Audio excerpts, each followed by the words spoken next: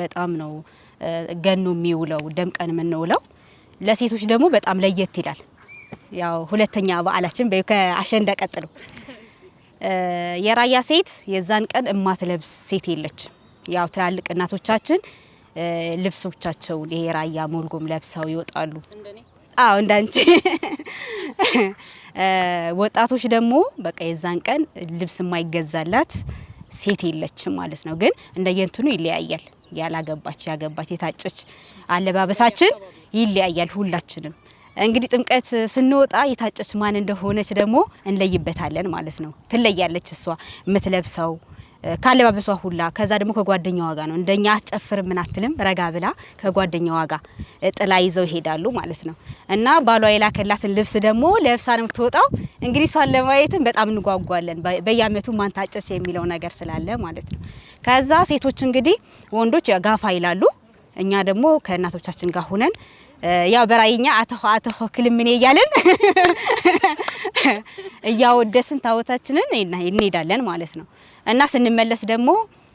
ዳዓመታኸ ትመጻዶ ወን መጽና በሐጎስ ገብሮ ብጥዕና ሰላም ያጋኔና እየተባለ ወደ ቤታችን እንሄዳለን ማለት ነው ከዛ በኋላ የወንዶቹን ያው ትግሉ ሲያደርጉ ደግሞ ያው እንመለከታለን ያው ጀግናው ተመርጣላችሁ ተብሏል አንዲ ግድ ነው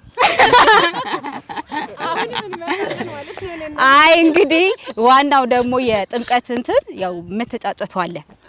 እንግዲህ እዛን ቀን አምሮብሽ ነው የምትወጪው ምናምን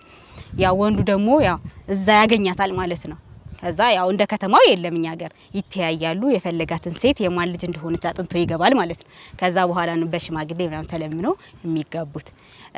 ትግሉ ላይ ግን ያው ጀግናው እንዲወደድ የለ ያው እናደንቃለን እኛ ለከተወደን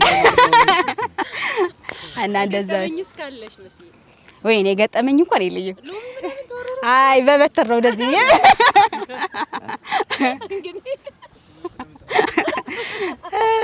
ያው ሎሚኛ ሀገር ብዙ አይታወቅም በባህሉ አይደለም ዱላ ይዛሉ ሁሉም ያው የራያ ሰው በበትር ሳይዝ አይወጣም ወንድ ልጅ ያለ በትር ያው ሴት ነው የሚባለው